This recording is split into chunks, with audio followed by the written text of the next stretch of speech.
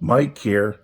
And you hear about this urban legend, and it might not necessarily be an urban legend. It might be something that actually happens. And, I was just thinking about it the other day, and that is buying steak and lobster tails with food stamps. And, I've been asked, do I think that should be allowed? Should it be allowed that somebody that's on food stamps that have a special, food card to be able to go into the grocery store and purchase filet mignon or ribeye or whatever it is, as well as lobster tails. And my answer to that is they should be allowed to, but it's not very practical when you think about it.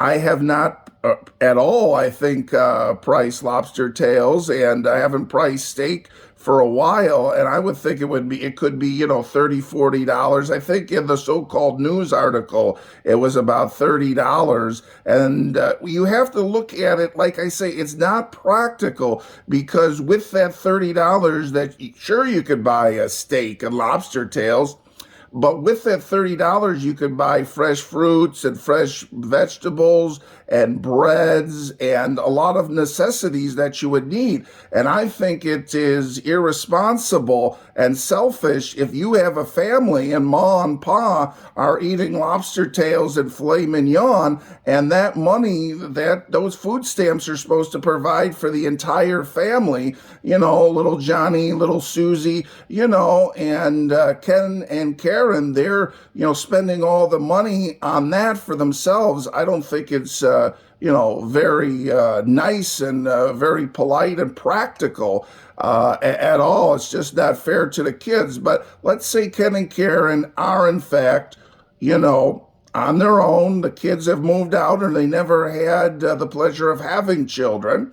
And then they do that. Well, the thing is, it's probably to their own demise because then they're not going to have enough money to be able to purchase anything else. Then they're going to have a problem because then they're going to go hungry or they're going to have to not rely on the government. Because in this article, and a lot of people are saying the government shouldn't have to pay for that. Well, the government is going to pay for it, which, people have the right to choose what foods they want. They shouldn't be forced to take a 60-pound bag of rice or grain or cornmeal. And I remember from my dad's aunt, she used to get all that cornmeal and rice, and it would fill up our actual cabinets. But I don't feel that anyone should be forced to take any foods they don't want. I just think it's not practical because now $30 are blown. Hey, you had a nice. I don't think the food stamps pay for the wine, but hey, you had a nice meal, have a nice Valentine's Day dinner. But now you have less money. There's not going to be enough money for the month, so then you have to worry about that rebudgeting.